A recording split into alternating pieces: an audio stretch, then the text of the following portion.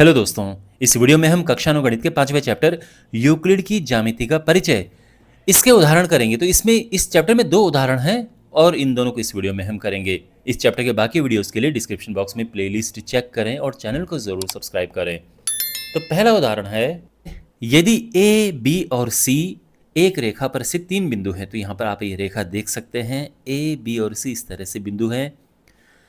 B बिंदुओं ए और सी के बीच स्थित है। तो यहाँ पर बी ए और सी के बीच में स्थित है। तो सिद्ध करना है A B plus B C बराबर ए सी, यानी A B plus B C बराबर ए सी। ये हमने सिद्ध करना है ना। ए बी ये है, बी सी ये है और ए सी ये पूरा है। तो हमने सिद्ध करना है कि A B plus B C A C के बराबर है। वैसे तो साफ दिख रहा है, लेकिन हम किस तरह से लिखेंगे ये आप देखिए। तो यहां पर हम इसको सिद्ध करेंगे यूक्लिड की अभिगृहित चार से। यूक्लिड की अभिगृहित चार क्या कहती है कि वे वस्तुएं जो परस्पर संपाती हो एक दूसरे के बराबर होती हैं। इसका क्या मतलब है, पहले तो आप सुनो। संपाती का क्या मतलब है? संपाती का, परस्पर संपाती का मतलब होता है कि एक दूसरे के ऊपर आना, एक दूसरे को ढक देना। जैसे आप यहां पे देख सकते हैं कि एक त्रिभुज है। अगर कोई ऐसा त्रिभुज हो जिसके साथ ये परस्पर संपाती हो, मतलब जैसे आप ब्लू में त्रिभुज देख रहे हैं और रेड वाला है, तो अगर रेड वाला ब्लू वाले को ढक दे, ब्लू वाला रेड वाले को ढक दे, तो हम ये कह सकते हैं कि ये बराबर त्रिभुज हैं। ऐसे ही रेखाओं में आप देख सकते हैं कि एक ये ब्लू रेखा है, एक रेड रेखा है। अगर ये एक दूसरे को ढक दें, यानी परस्पर संपाती हों, यानी रेड वाली ब्लू वाली को कवर कर दे पूरी तरह से और ब्लू वाली रेड वाली को पूरी तरह से कवर कर दे, तो हम ये कहते हैं कि परस्पर संपाती हैं। और ऐसी परिस्थिति में ये दोनों बराबर होंगी, दोनों रेखाएं। तो यही हम यहाँ पर अप्लाई करेंगे। हम अपनी तरफ से यहाँ पर एक बना देते हैं फिगर।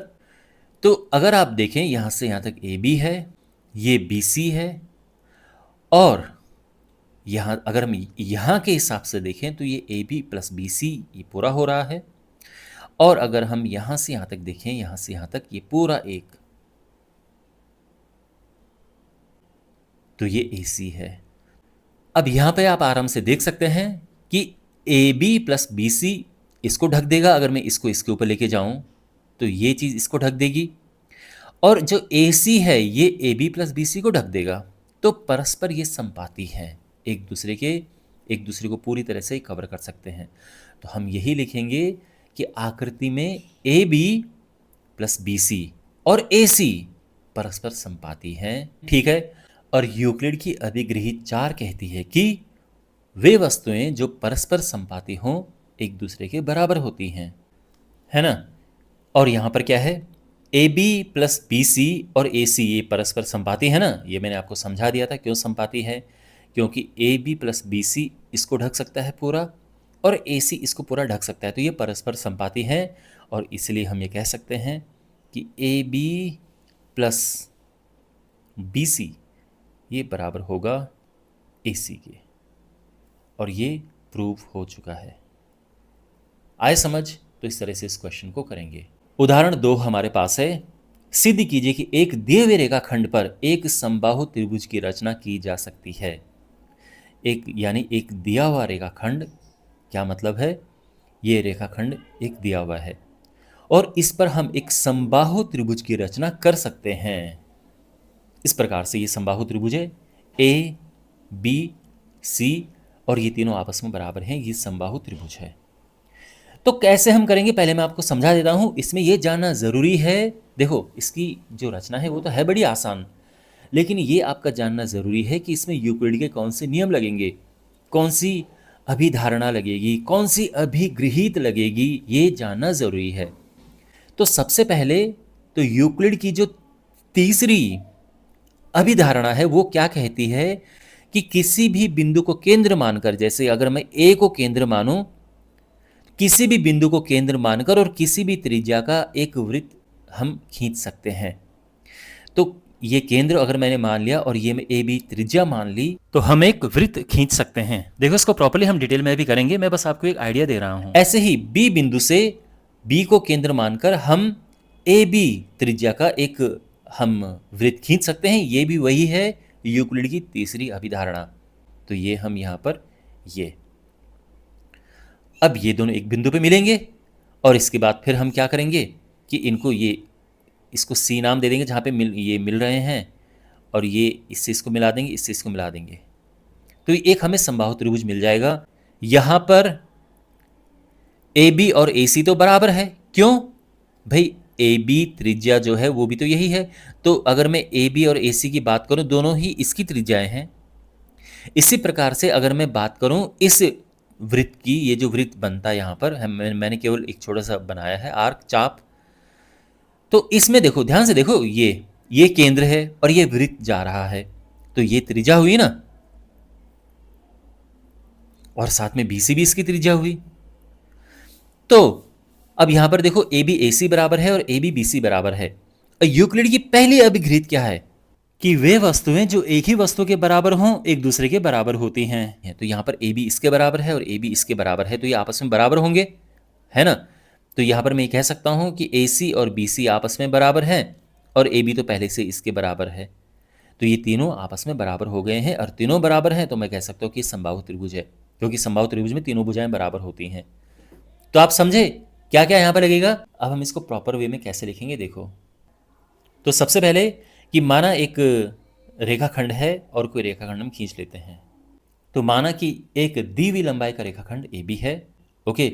अब यूक्लिड की तीसरी अभिधारणा के अनुसार, तो यहाँ पर यूक्लिड की अभिधारणा 3 मैंने लिख दी है कि किसी को केंद्र मानकर और किसी त्रिज्या से एक वृत्त खींचा जा सकता है। तो ए को केंद्र मानकर ए बी त्रिज्या का एक वृत्त खींचेंगे।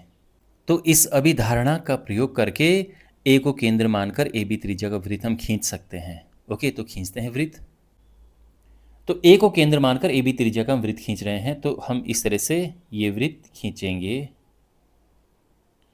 और ऐसे ही बी को केंद्र मानकर हम ए बी त्रिज्या का एक वृत्त खींचेंगे।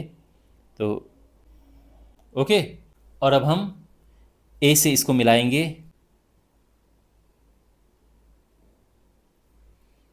और ऐसे ही बी से इसको, और इसे हम सी नाम दे देंगे। तो ये हमारा त्रिभुज कंप्लीट हो चुका है। यहाँ पे हम लिखेंगे, ठीक है, साथ में कि बी को केंद्र मानकर ए बी त्रिज्या का एक वृत्त हमने यहाँ पर खींचा। ये दोनों वृत्त सी पर मिलते हैं, और अब हम ए से सी को मिलाएंगे और बी से सी को मिलाएंगे। तो हम लिखेंगे कि रेखाखंड ए सी और बी सी हम खींचेंगे, और एक ए सी और बी सी को खींचने के बाद त्रिभुज ए बी सी बन गया है। और पर यह ध्यान रखना, अभी ये क्लियर नहीं है कि ये तीनों आपस में बराबर हैं, तभी तो समबाहु त्रिभुज होगा। और इन तीनों रेखाखंडों को बराबर प्रूफ कैसे करेंगे हम, यूक्लिड की पहली अभिगृहित से। वे वस्तुएं जो एक ही वस्तु के बराबर होती हैं एक दूसरे के बराबर होती हैं। मान लो कि कोई वस्तु है ए और ये बी के बराबर है, ए सी के बराबर है, तो यहाँ पर ये वस्तुएं बी और सी एक ही वस्तु के बराबर है ना, तो ये भी फिर आपस में बराबर होंगी। हम ये कह सकते हैं कि बी बराबर सी है, और ए तो पहले से ही बराबर है, तो फिर ये तीनों बराबर हो जाएंगे आपस में। यही चीज़ यहाँ पर लगेगी। तो यहाँ पर बराबर है, सबसे पहले तो क्या बराबर है, यहाँ पर हमने इसको केंद्र माना था ना, और ये तो ए बी और ए सी आपस में बराबर हैं, क्योंकि ये इस वृत्त की त्रिज्याएं हैं। तो ए बी बराबर ए सी,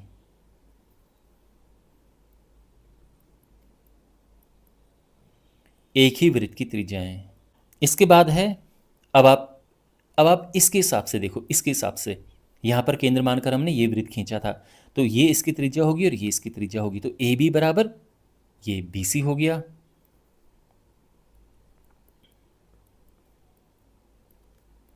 ये भी एक ही वृत्त की त्रिज्याएं हैं, तो इसीलिए ए सी बराबर बी सी होगा। क्यों? क्योंकि ये वस्तुएं बराबर वस्तुओं के बराबर हैं, है ना। ये दो वस्तुएं एक ही चीज़ के बराबर हैं, इसलिए आपस में बराबर होगी यूक्लिड की अभिगृहित 1 से। तो इसीलिए हम कह सकते हैं कि देखो यहां पर बी सी और ए सी बराबर है ना, और बी सी किसके बराबर है, साथ में ए बी के भी बराबर है। तो ए बी बराबर बी सी है और बी सी बराबर ए सी है, तो तीनों आपस में बराबर हो गए। और क्योंकि तीनों भुजाएं बराबर हैं, तो इसीलिए त्रिभुज ए बी सी समबाहु त्रिभुज है, और ये कंप्लीट हो चुका है। तो क्वेश्चन की शुरुआत कहाँ से हुई थी कि एक दिए हुए रेखाखंड से क्या हम समबाहु त्रिभुज बना सकते हैं, तो दिए हुए रेखाखंड से हमने ये समबाहु त्रिभुज बना दिया है। तो आई होप आपको समझ आया होगा ये सोल्यूशन। और इसी के साथ ये वीडियो समाप्त होता है।